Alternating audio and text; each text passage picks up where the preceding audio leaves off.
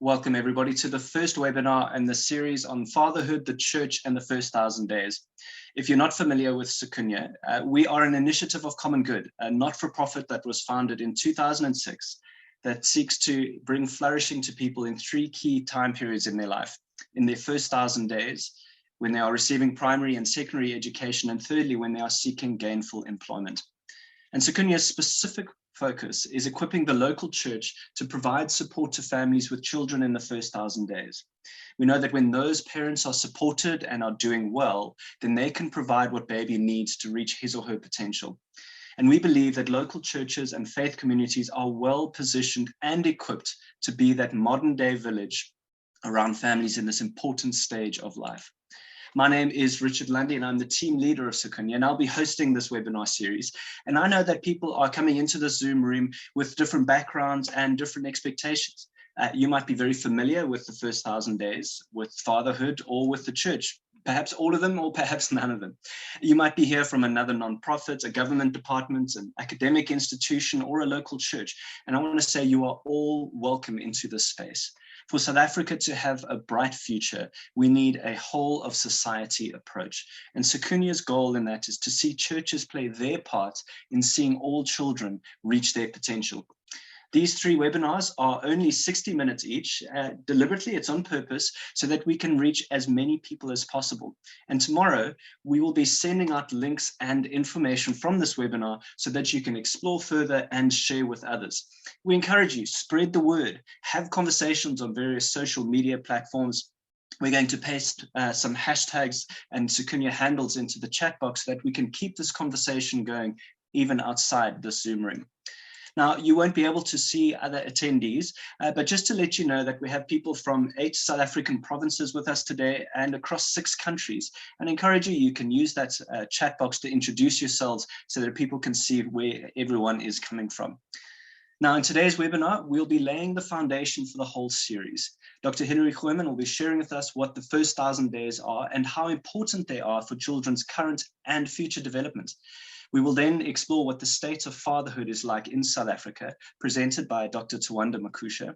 Then we'll examine the importance of, the state of fatherhood in South Africa, and the importance of father and father engagement by Dr. Mark Tomlinson. And finally, Dr. Debra Hancox will be unpacking how churches and faith communities are equipped to be role players in this space. We will be taking questions via the Q&A function on Zoom. And so you'll see at the bottom of your screen, a little button where you can submit questions. And at the end of the session, we will be able to take just 1 or 2 questions to pose to our panelists. And so with that introduction, we will start by looking at the window of time known as the first 1,000 days. Dr. Hilary Goeiman is a registered dietitian with a master's in nutrition and a PhD in public health. She is the Provincial Nutrition Manager and the Project Manager for the Western Cape's First 1,000 Days Initiative. And this is one of the strategic priorities in the Western Cape. And she ensures that strategy is connected to implementation, working with multiple stakeholders through a whole of society approach. And Dr. Goeiman is going to help us understand the importance of the first 1,000 days of a child's life. Thank you, Dr. Goeiman. Over to you. Good afternoon, everybody, and thank you for a wonderful privilege to be part of this webinar this afternoon. I'm just quickly going to share my screen and open the slides before I get going.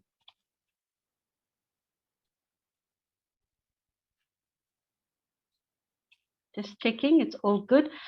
Good afternoon, everybody.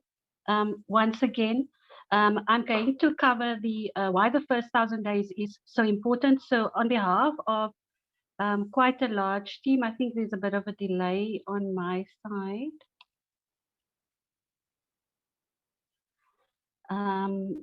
I'm going to present on the first 1,000 Day Initiative and tell you a little bit about the initiative in the Western Cape province. So with this said, I would really like to acknowledge a large team since the inception of the first 1,000 Day Initiative. and how we strategically put it together. It's really been collective effort working with both internal and external stakeholders. And as you will see on the slide, we've been collaborating with more than 30 various organizations, forming partnerships. And this list is growing, and I hope after today that we can actually add quite a lot more organizations and networks to this list, because you will see as I go through the slides that we cannot do this alone. We need everyone to be on board. So the first 1,000 days is a part of a continuum. It starts from conception.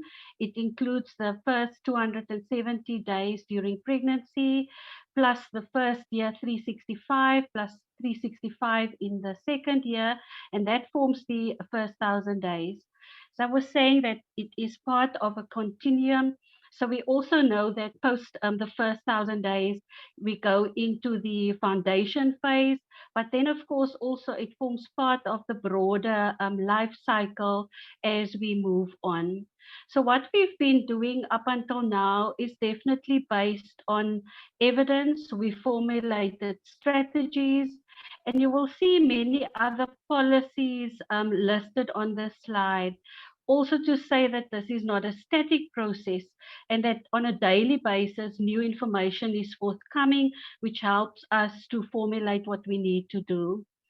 So this was our initial first 1,000-day logo that we still use, but we use the work from the Developing Harvard child work that basically said that, you know, for a child to reach their full potential, you need to focus on elements of nutrition and health.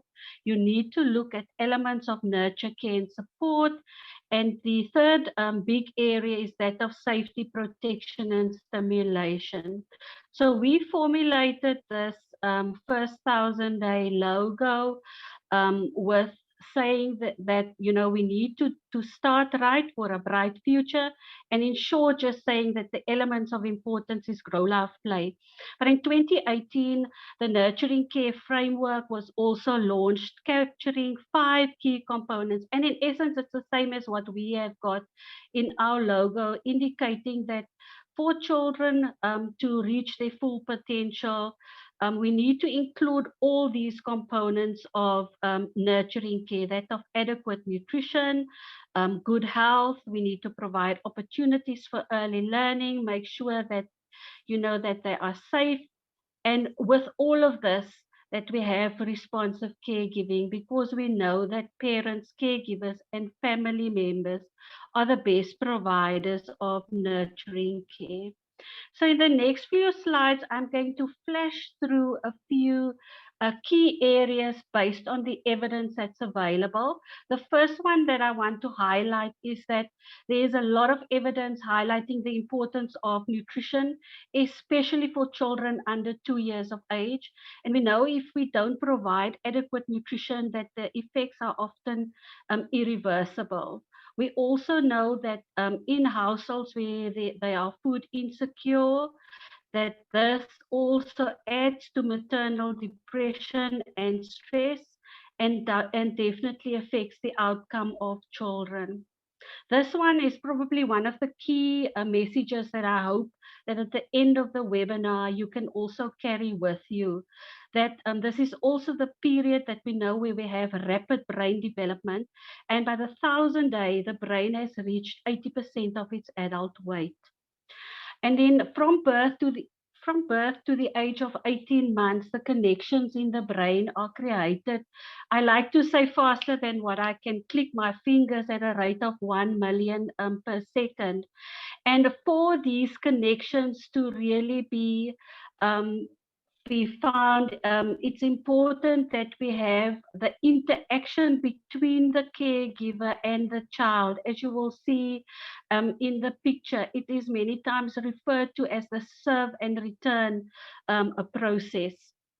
the environment affects the brain architecture. And if you will have a look, you will see that in the first 2 years, we find that there's a lot of synapse formation, where after the age of 2 that you find that it's more synapse pruning. Mental health is the other area that is key in the first 1,000 days. We know that maternal depression affects the weight of your child. Also, that children of depressed mothers, that they tend to have poor growth. And we also find that it is very difficult that many of these children suffer with feeding disorders because of poor mental health. The baby's social and emotional development is affected by the quality and attachment to the caregiver. So also again, the relationship established between the caregiver and the child is lifelong and lasting. So if children have good relationships with caregivers where they can feel safe, if they're unsure about things, they know where they can go to. This is very important for their emotional and social development throughout life. Then, of course, also very important that the toxic intrauterine environment causes prenatal stress. But of importance here that it's not only this generation that's affected, but that the cells can be affected up to the 3rd generation. Then a fetus or baby exposed to toxic stress can have their responses distorted later in life. And I think many of you can probably identify with what you see on the slide, that if you have this constant toxic stress, that it affects children in many ways. And I'm not going to go through all of them, but I'm sure you can identify and probably see these effects in many communities. Alcohol and drugs have got a negative effect on the developing brain. I think the key message here for us is to say that we need to avoid alcohol during pregnancy. We also know that there are specific groups that are more vulnerable. We know babies and also our pregnant teens who need a lot of buffering as they move forward. Then violence, we talk about this intergenerational cycle of violence. It has an impact on brain development. It impairs cognitive and psychosocial development. It leads to many mental health problems, poor school outcome, delinquent behavior, and increased aggression, which causes this negative cycle that tends to continue from one generation to the next. So if we address issues of violence in this period, we have the opportunity that we can save our future generations. So we know that while the pregnant woman is the environment of the developing fetus, the community is the environment of the mother. And I think as we are together here today as a broader community, we have got the opportunity to provide that support around the child and around our mothers in the broad context. So what are we offering? I would like to play the video.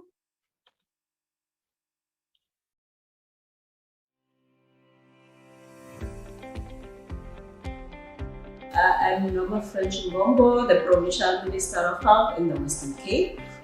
As part of the Empowering People, which is the vision-inspired priority that the Premier of the Western Cape initiated for the health, we are focusing on the first 1,000 days, the first 2 years of a child's life. Why is it important? It's about when you've got a good start as a child, you ended up being a grown-up adult who can also be confident, and also even schooling becomes easy. What is it about the first 1,000 days? It's about the first 2 years of a human brain develops during this time, which is 80% of the brain. If you miss that period, it means that you'll be missing the whole of the person's adult life. to master those first 2 years of a child's life to ensure the mental health of the pregnant women, the surroundings of the pregnant women are safer. Here, we must make sure that at least about more than 10,000 children should we have been able to have access out of the first 1,000 days, whether through antenatal care, whether through in the first 2 years of life, and also, but the most important thing, that the immunizations must also be part of that. The growth monitoring must be part of that. To be able to identify the at-risk factors before the child has been exposed to those risk factors.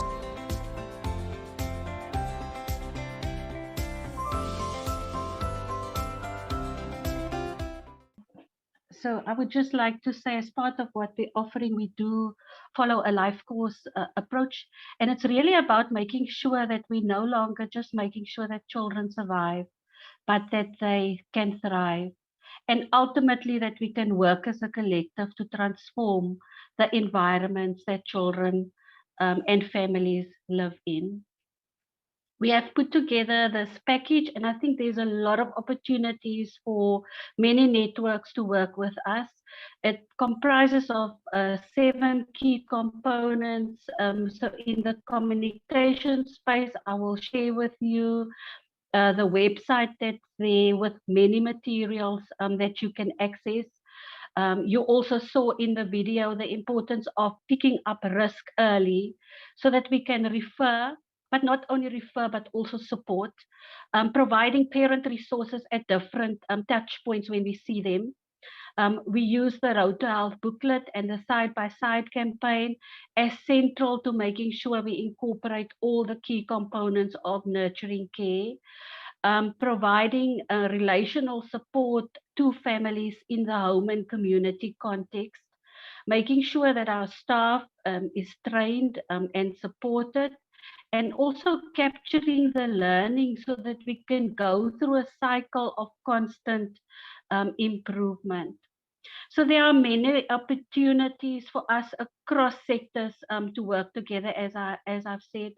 It is really about empowering people. We need to connect the dots. I see this webinar is already a big step in connecting the dots. Government working with communities, so it's really about the whole of government working together, whole of society working together, and that we nurture intersectoral learning and innovation together, because building children's brains is everybody's responsibility. These are some of the links that I will share through Richard that you can go and have a look at. You can also source some of the reference documents that I've indicated in the presentation. I hope I can get this one right, because I think it's also okay. I don't think I will get it right to play this video, but there's really power in working as a team.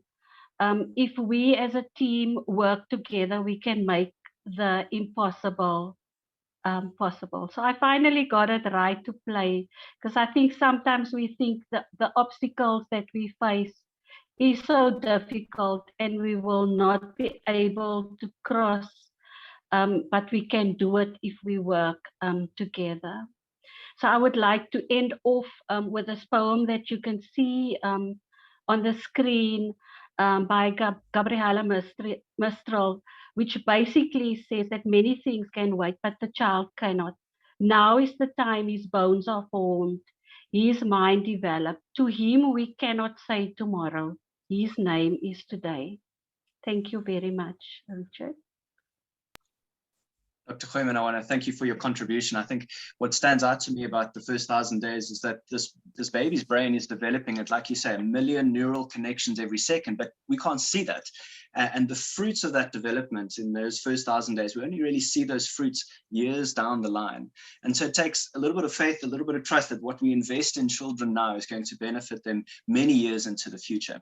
And so I want to thank you for helping us to connect the dots. That's this whole of society approach is not just up to the caregiver, but a caregiver surrounded by a community, including NGOs and what the government is doing, what churches are doing to see that those little children, those young lives, reach their full potential. So thank you for your work. We're going to turn our attention now to the second part of the webinar, which is speaking about fatherhood. What is it like in South Africa? How are we doing in the realm of fatherhood? And to answer this question, we've invited Dr. Tawanda Makusha to unpack this for us. He is a senior research specialist at the Human Sciences Research Council. He holds a PhD in gender education from the University of KwaZulu-Natal. And Tawanda's major contribution are within fatherhood research, mainly focusing on masculinities, fatherhood, and male involvement in maternal and child health in the first 1,000 days. And he is the co-editor of the First State of South Africa's Fathers Reports from 2018. Thank you, Dr. Makusha. Over to you. Thanks, Richard, and thanks, colleagues. Thanks, everyone, for joining. I'm going to have Sikunye go through my slides. Thanks, Ruth. Colleagues, I'm going to be focusing on the state of fatherhood in South Africa, the latest statistics and insights. What's key here is, I think, I would really want everyone to look at the statistics, and I'll provide some kind of insights from my side to actually clear some of the misconceptions that are out there when it comes to statistics. Next slide, please. So on the 25th of February, 2021, Stats SA presented a report on children's education and well-being. This report actually showed that less than 70% of children, Black children in South Africa under 18 live with their biological fathers, compared to 49% of colored children and 20% and 14% of Indian and Asian children. These statistics caused shock in the world. I had the BBC, AFP calling me saying, okay, so what's happening in South Africa? Why are Black fathers actually doing this? What's happening? Is it a whole kind of like, Black fathers not caring? Next slide, please.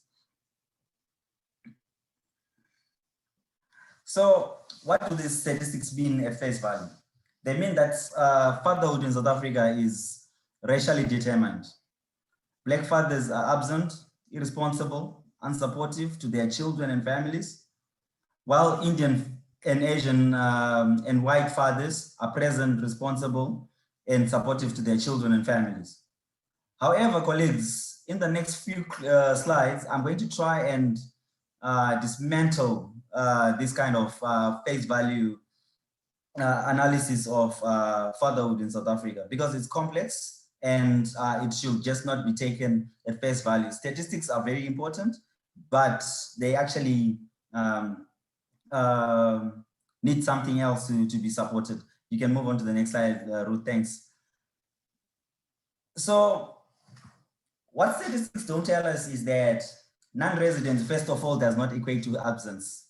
We've got a lot of fathers who are non-resident, but it doesn't mean that they're uninvolved, they're absent, and they don't provide for their families. So some fathers are non-resident, but very much involved. Also, the statistics don't tell us that father-child co-residence equates to involved fatherhood. We've got fathers who are co-resident, but absent, emotionally abusive and violent. So in these cases, it's actually better to have a father who is non-co-resident and making sure that the family is safe. So it doesn't necessarily mean that a father presence is what we yearn for. If a father is present but very abusive and violent, then that man should actually not be part of that family. So we need to start getting into terms some of these kind of logical situations that are there. So importantly, so what I argue is that co-residence, yes, it's very positive for children and families, but it's only positive when the father is involved, present and supportive. It's not a proxy for positive fatherhood.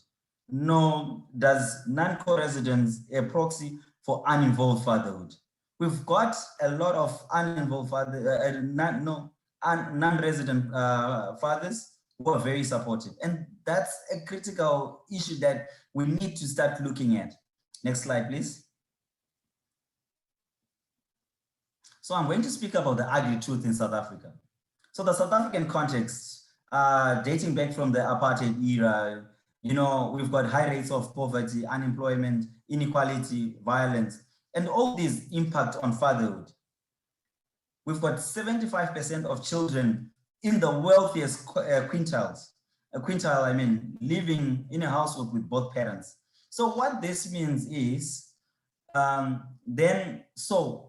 income rather than, and I'll move on, I'll talk about this in the next slide, income rather than race actually plays a very critical role.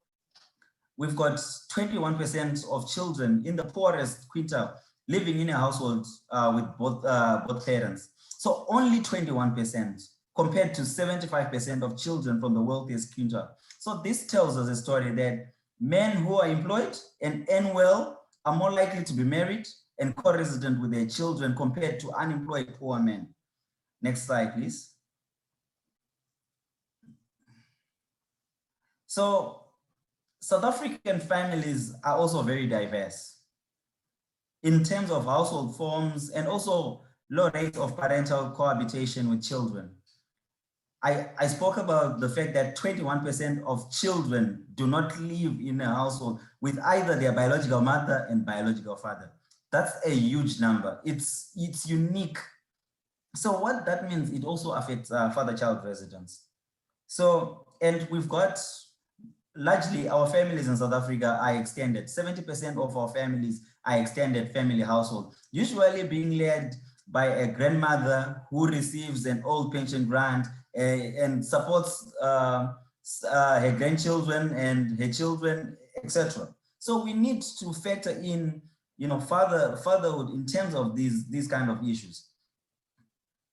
Only 20% of families in South Africa are nuclear, you know, and 7% are composite household and 3% lone parent household. So what it means is we also have a very small percentage of children living in a lone parent household. So there are systems of, you know, kinship that take place where children are supported by other people who are not necessarily their parents. This can be uncles, grandfathers, maternal or paternal, and we need to take into consideration that in Africa and in South Africa in particular, fatherhood goes beyond the biology of it.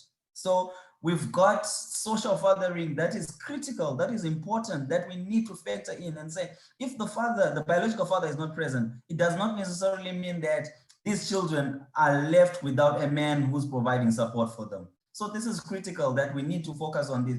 When we focus on fatherhood in South Africa, and mostly in other African and contexts with similar kind of backgrounds, we need to factor in the fact that fatherhood is beyond conception.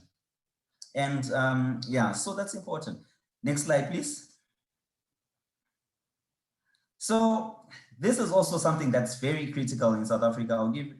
We've got high rates of internal migration and mobility, including for children, particularly in poor families, which affects father-child residence. Most families, parents have to migrate. I'll give an example from Eastern Cape, where the statistics actually show that there is very low father-child residence, to maybe KZN or Gauteng, where there are better employment opportunities, and they have to say, okay, we have to migrate, leave the children with the grandparents, and for us to look for employment. But it doesn't mean that these fathers or mothers are not providing support for these children. What it means is if they've got a job there, they're actually sending remittances home, which actually, you know, facilitates this kind of like a reciprocal relationship that families have that is not shown by these statistics that I presented earlier on. So I spoke about, children are left in the care of their grandparents, and also children migrate to better off relatives for food and educational provision, because that's how we live. If a relative cannot provide, most likely another relative who can afford will most probably say, give me your child, I'll look after them, and they'll most probably visit you during the holidays, or So when we look at statistics, we then say, oh no, this child does not stay with their biological father, because the standard definition of residence is a person slept in the household for 7 days. So we need to kind of like, okay, broaden our kind of understanding of residency and move beyond that. Next slide, please. So here are my possible insights. I argue that income rather than race is a predictor of father-child residence. So what does it tell us about the state of fatherhood in South Africa? What needs to be done to promote father-child residence? Whose responsibility is it to make this change happen? Next slide, please. So I'm going to try and wrap up these three very quickly. So I argue that fatherhood, including residence, presence, availability, engagement, and accessibility, is a preserve for those who can afford. People who can afford can actually say, okay, I can afford, so I'll marry and I'll be able to co-reside with my family, and with no issues of migration, with no issues of sending children elsewhere. So poor fathers are limited by resources for them to co-reside and provide for their children and families. We also have cultural expectations in Black contexts that play an important role in determining fatherhood. We've got issues around inhlawulo, ilobola. All these issues do affect Black fathers in terms of wanting to co-reside, provide, and be available for their children. We've got stigma and discrimination against young, poor, unemployed fathers, which has a huge impact on fatherhood. Next slide, please. So what do we have to do? We have to play the music louder. We have to say, okay, as a community, as a society, as we are all gunning for positive father engagement. So we need to promote father involvement from conception throughout the life course. We need to ensure fathers are present during antenatal and postnatal visits, because once we start fathers early, it's very difficult for them to stop. Once they stop, it's difficult for them to stop, regardless of the relationship that they will have in future with their partners. They'll still want to be involved. So we need to admit also that not all interventions or policy works for all fathers. No one size fits all. We need to move away from that kind of agenda. And I'll give an example of paternity leave in South Africa. It will never work for poor, unemployed fathers. They need other forms of interventions. We need to start talking about fathers being encouraged to be present, available, regardless of their marital, residential, or financial status. Also, we need to engage fathers and male caregivers on gender equality and ECD, and gender socialization and sensitization of children as early as possible. Charity begins at home. If we teach our children as early as possible that, okay, this is what it means to be a good father, we will most probably succeed. Next slide, please. So whose responsibility is it? So I say it's all of us. We build the nation we want to live in, right? So the state plays an important role in terms of supportive rollouts of fatherhood policies in health, education, labor, and social development. When I mean social development, we need to start thinking about the basic income grant. We need to start thinking about men getting some sort of grant to actually provide for their children. We need to start, looking at these social security measures that we can actually say, okay, how best can we make poor men be able to provide, even if it's little, for their children? The civil society and church have got a critical role in pushing government and communities, including fathers themselves and mothers, to promote positive fatherhood. Families, including mothers, you have to make it easy and possible for fathers to be involved in their children's life, regardless of circumstances. Then fathers themselves need to have the individual will to be present, involved, and supportive, no matter or to their children, no matter what. Next slide. So finally, I want to say, leave no one behind. In terms of all this, we've got a number of different stakeholders that are present, and all of you are on this webinar because you're all interested in the issue that fatherhood matters. It does matter. So let's leave no one behind. Let's create complementary rather than competing fatherhood interventions. We tend to do piecemeal intervention. I'm doing this and the next person is doing this. And what that does is, besides duplication, it actually provides a competition. So we need to stop that. Let's collaborate, let's complement each other, and our interventions will most probably succeed. So the last point I want to say is these interventions are critical, even in context of competing priorities, like now due to COVID-19. I know everyone is focusing on COVID-19, but let's not then forget our work on fatherhood, our work on other health priorities that are critical, so that, you know, hopefully, you know, this is just a phase that will pass. And when COVID-19 passes, we'll be able to say, okay, we actually did well on our fatherhood programs. So don't lose hope, and thank you so much. Dr. Makusha, I want to thank you for your contribution. And I think a lot of what you're sharing is quite heavy. It's quite challenging. It's, I think one of your slides had a heading saying the ugly truth, and it's weighty, but there's so much that if we want to take steps forward, we have to look at the way things are now. You know, to plot a way forward, we have to understand where things are. And I know you touched on some of the barriers that are in the way of men being more involved and engaged as fathers. And in our next webinar, I know for attendees, you say, I want you to spend some more time on that. If you come in 2 weeks' time, Dr. Linda Richter will unpack that in even greater detail. But even as hard as these statistics are to grapple with and to engage with, I love your final comment. It's like, don't lose hope. There are men who are taking active steps to be engaged and participating in their child's life, even in the midst of all of these big challenges. And recently, Sikunye ran a social media campaign to try bring to the front stories of how men are doing this. And we're wanting to be sharing those stories. I'm going to read 2 of those stories to you right now. So Dad L. Kelvin Makaza, he wrote, what makes my heart melt every time is when she, my daughter, hears my voice and her smile just lights up the room. When you're a father, you get a chance to make a difference in your child's life. You get to be a provider and a pillar of strength. Bongamusa writes, growing up without a father meant that I never got to experience a father's love and support. But I vowed that I'd never put my children through that. The very little that I have is what I give and share. And to them, I guess it means the world.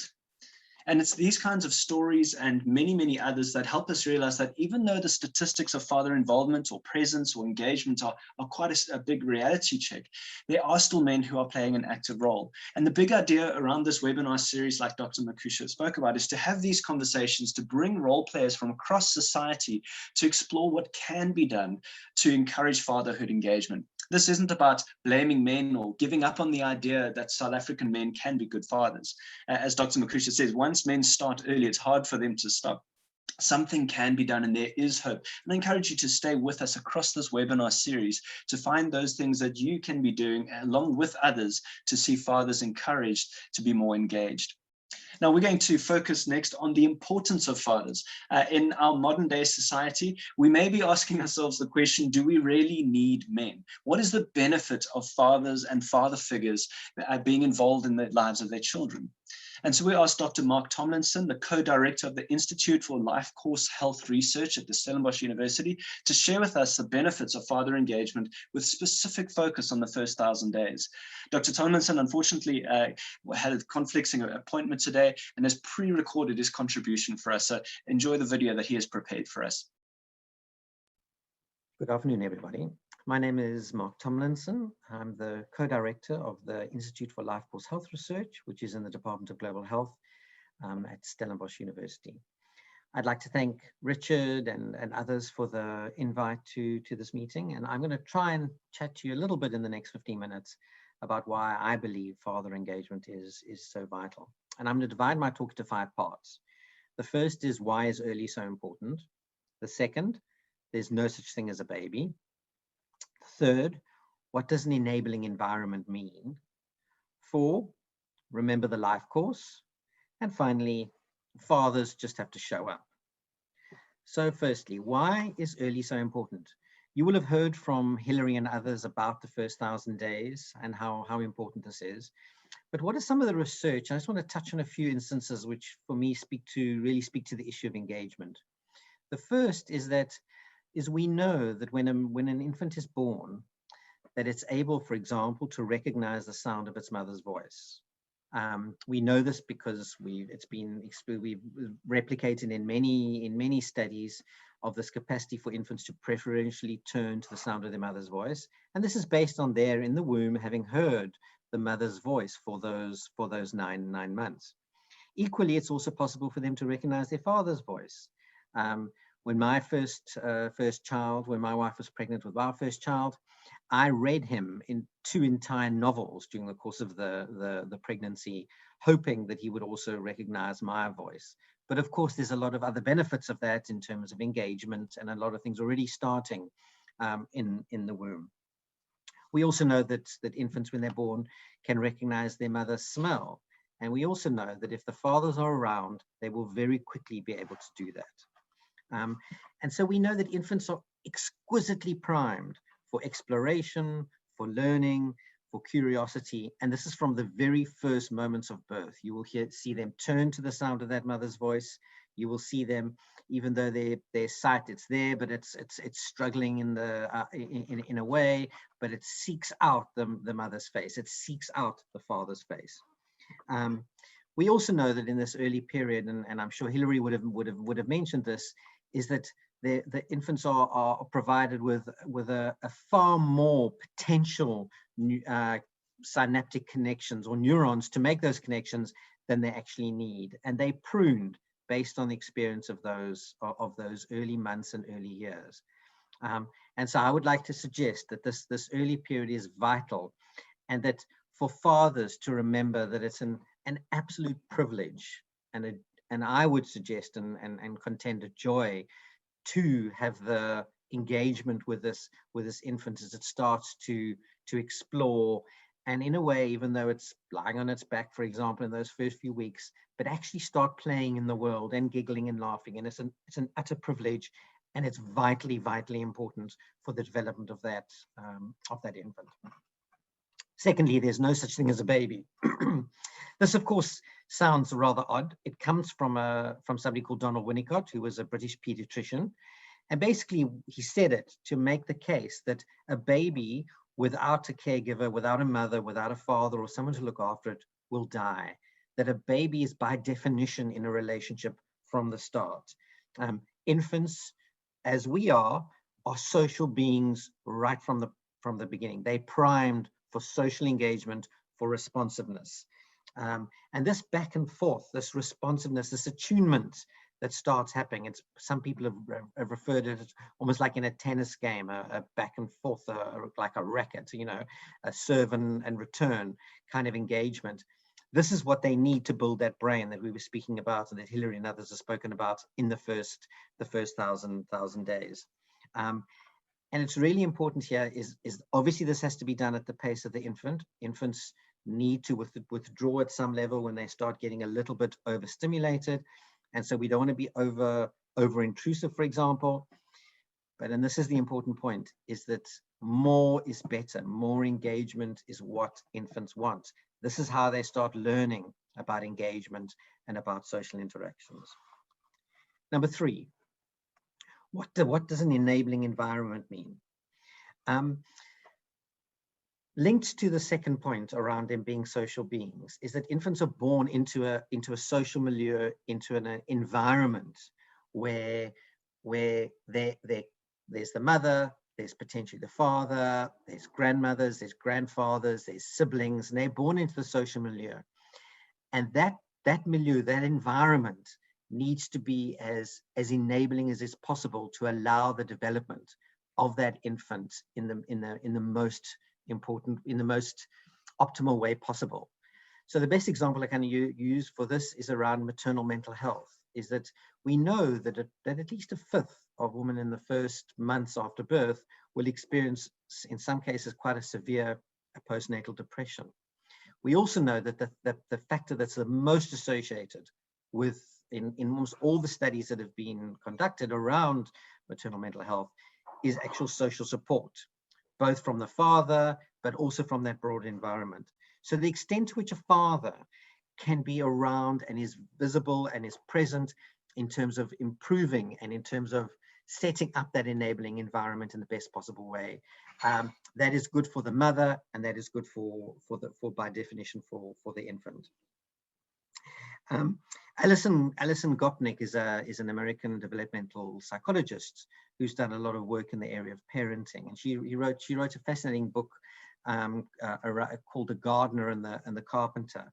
And she said that in many ways, well, the word parenting didn't exist 30 years ago. It wasn't, it has become a verb to parent, to do something.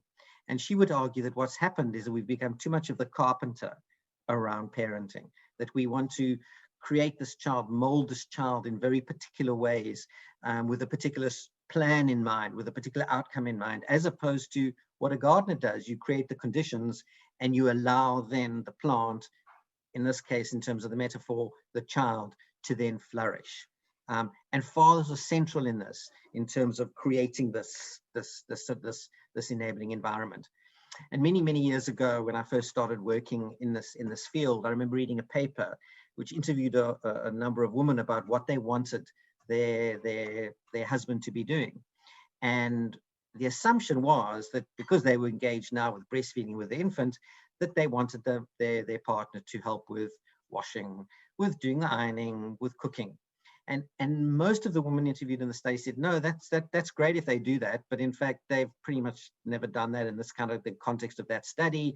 And so actually they'll probably mess it up. What I really want is that I feel like I've lost my emotional relationship with my husband. I've lost a particular kind of emotional intensity with them, and I want that back. I want them to be there for me emotionally, not to do the chores.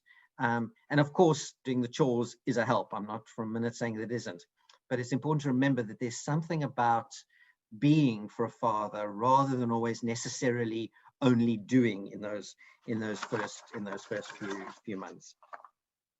Remember the life course. This is, I'm as I said, the co-director of the Institute for Life Course Health Research. I believe in the life course. And what we mean by the life course is that relationships, development unfolds slowly over the course of a life. And while early relationships and early is very important, if things go wrong there, it really is not too late. There's always time and room for improvement, for fixing things. But the longer a child moves across that life course, the longer they accumulate risk factors and adverse experiences, the more difficult it becomes to change things later. And so we did an interesting piece of research a number of years ago where we asked caregivers about when they thought they had the most influence over their children's life.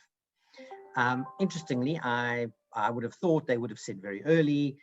Many of the mothers said they thought they had the most influence when their children were 13. What I think they were saying as well is that they were most worried that at 13, they lost their children to adolescence, to the peer group, as it were.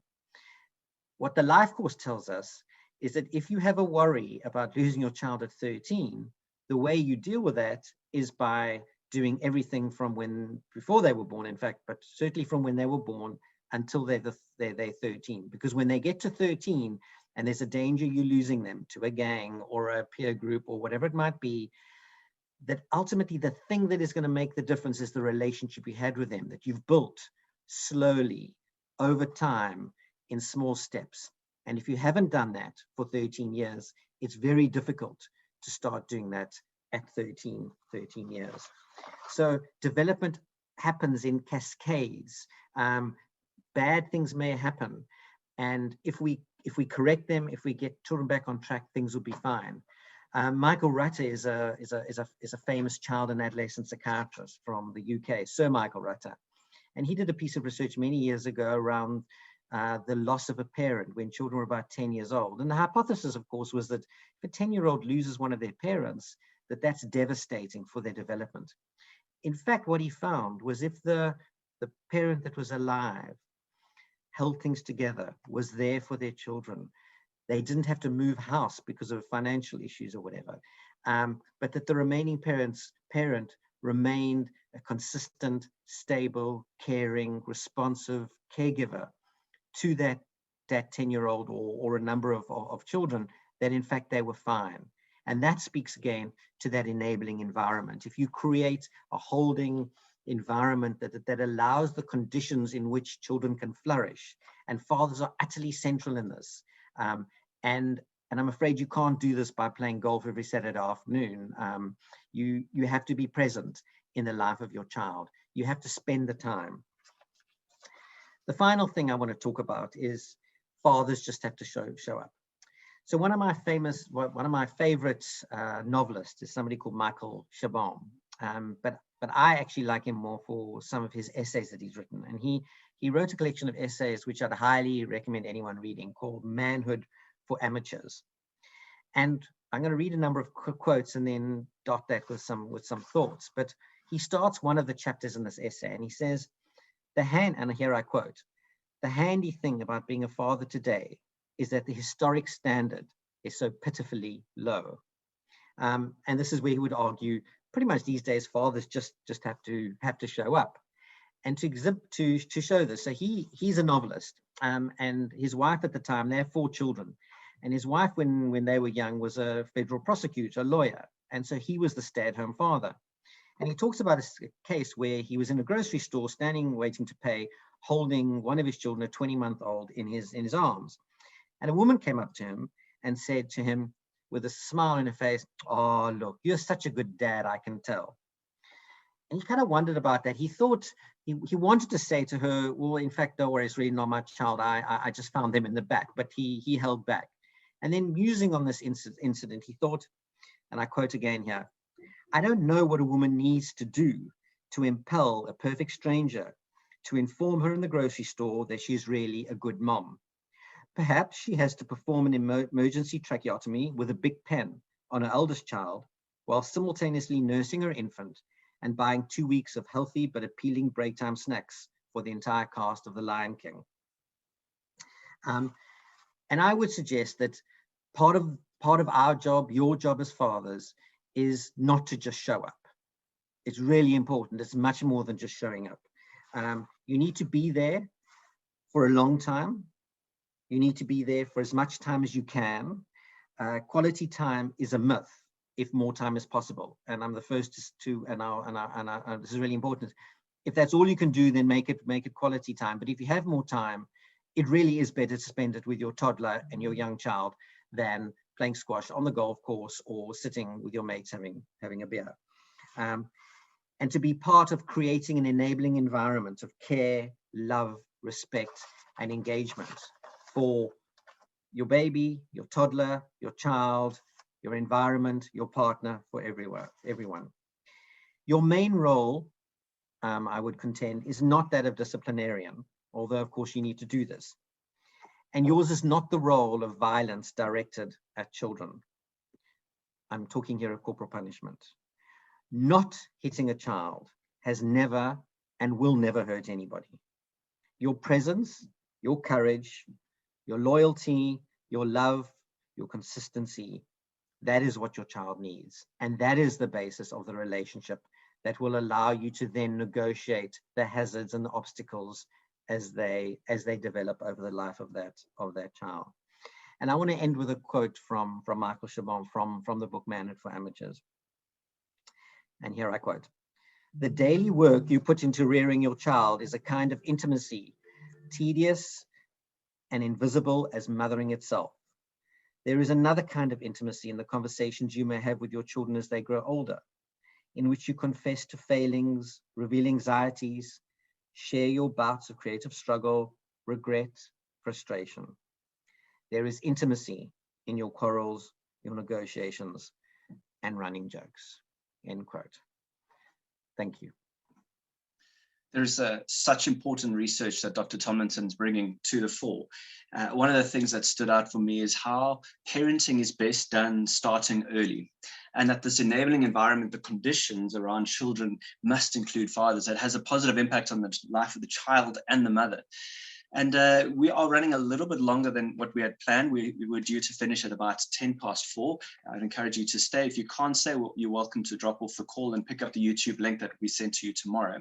But so far, we've been establishing the foundations of what are the first 1,000 days, the state of fatherhood in South Africa, and the benefits of engaged fathers. But what does this have to do with the church? And this is a theme, naturally, that we'll be exploring over today and in the coming webinars. But today, we'll just be unpacking how the church has the opportunity to encourage fathers. Now, I understand that with the range of people in the room, some of you love the local church, have good experiences of churches. Others here may be frustrated, disappointed, or indifferent about the church. And whatever your view is of the church, I trust that as you go through this session and this series, you'd begin to see the opportunity that exists for faith communities to be playing a more active and positive role in the life of encouraging fathers and father figures. And so to help us understand the role of the church, we've asked Dr. Debra Hancox to be with us today. Dr. Hancox wrote her PhD thesis on the field of theology and development, with a particular focus on the church and community. And she's currently serving as the International Coordinator of Micah Global, which is a network of Christian organizations that are working in the areas of relief, development, care, and advocacy. And Dr. Hancox was also part of running the research project that informed what Sikunye is today. And so now we're asking Dr. Hancox, why the church? What opportunity does the church have? Thank you, Richard. It's a pleasure to be with you all today. In my work in the Christian development sector over the last 20 years, it's been my privilege to get to know many different initiatives that are aimed at greater human flourishing. But I must confess that First 1,000 Days is a cause which I am also personally particularly committed to, and hence my involvement with Sikunye. The topic I've been asked to speak on is the opportunity that the church has to reach fathers. I will not be going into specifics on this topic today. This will come later in the next 2 webinars. But what I will be speaking more generally about is as to why the church has a wonderful opportunity to promote well-being of children in their first 1,000 days, as well as the well-being of fathers. We've heard from the earlier speakers how critically important fathers are in this phase of life.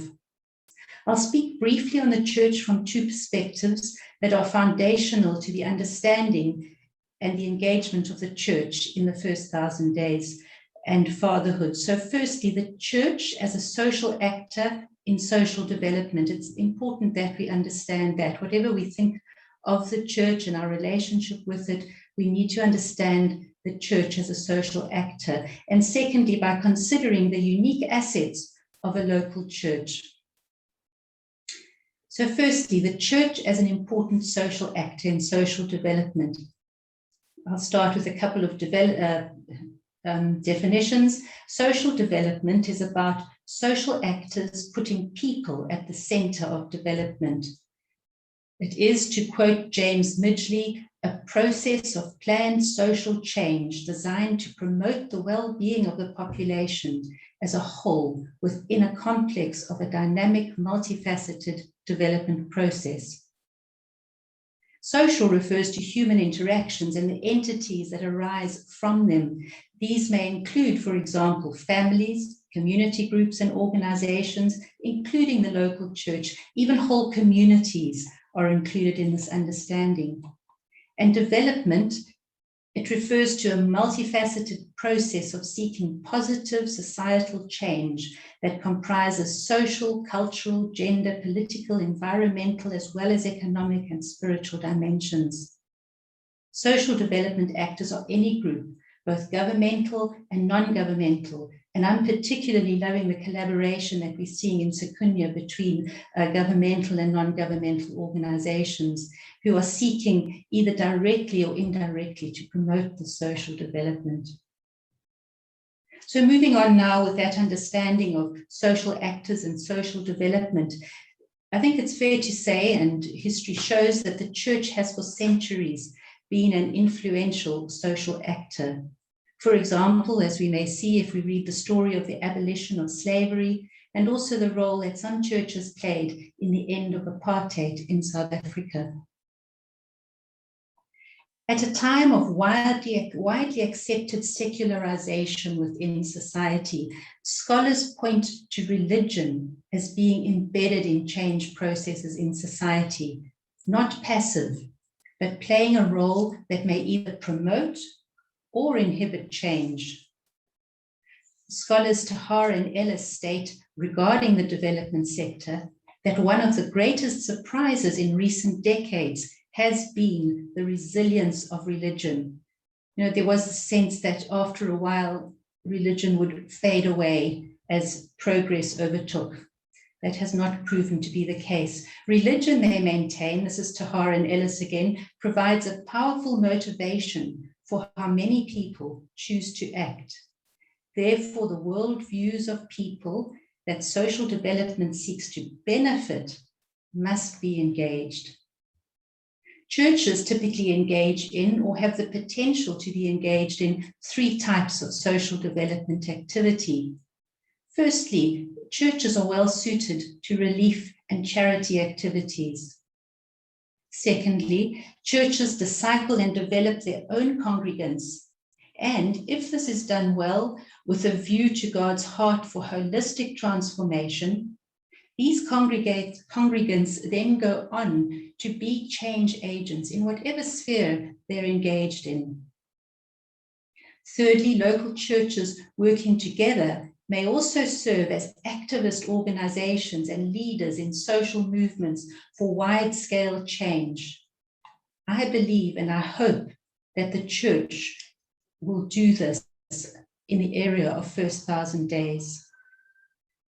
Another compelling reason for looking to the church as a social actor is that the church and religion is pervasive within South African society. In the national census of 2001, 79.8% of the population surveyed indicated that they are affiliated to the Christian religion. There are approximately 40,000 Christian faith communities reaching every corner of the country.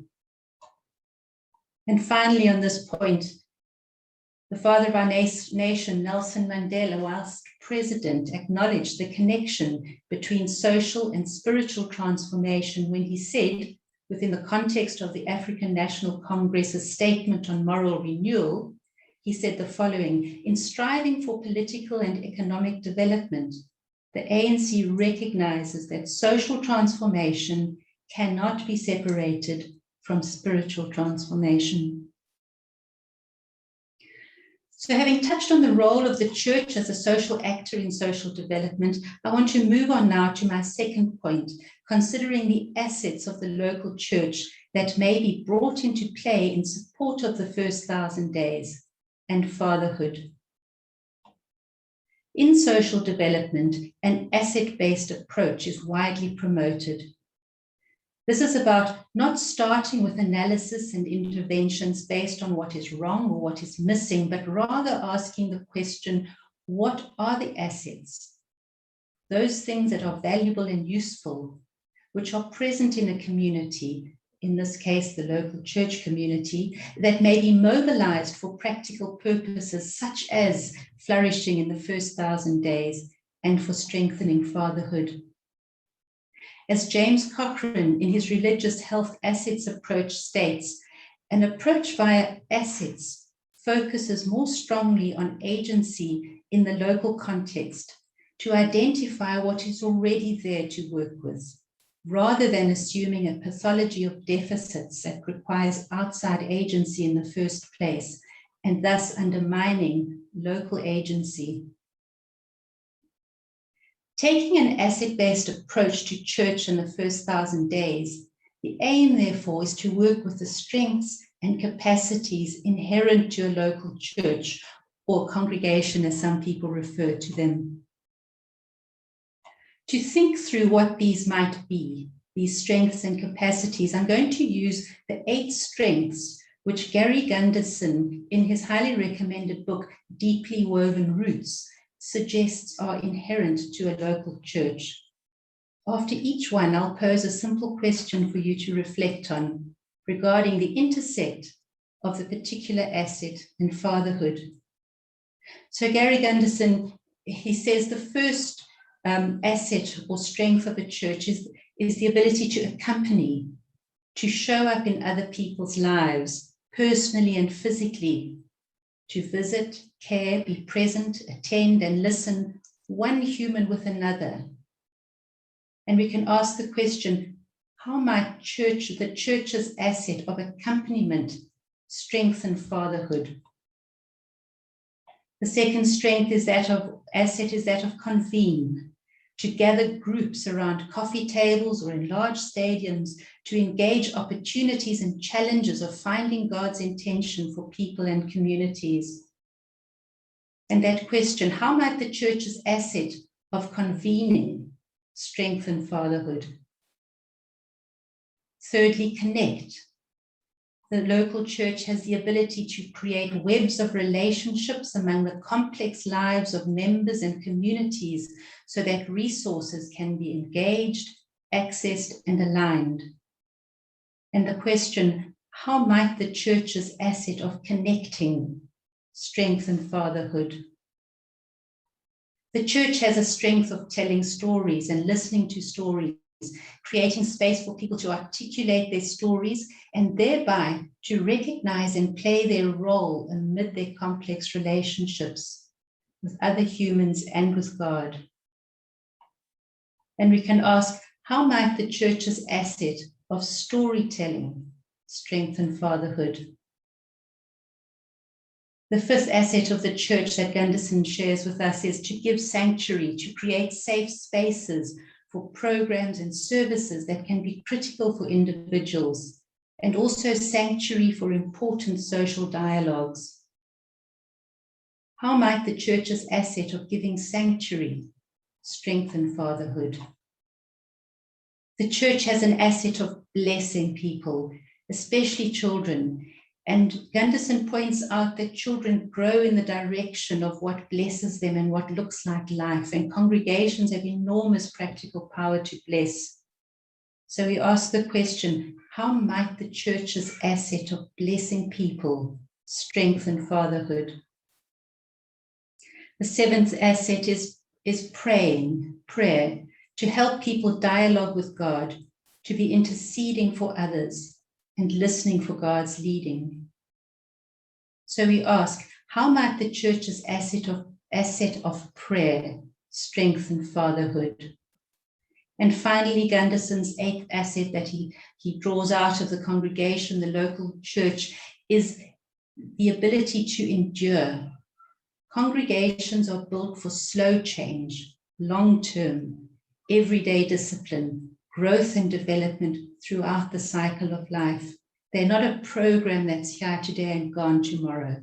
They are there to endure.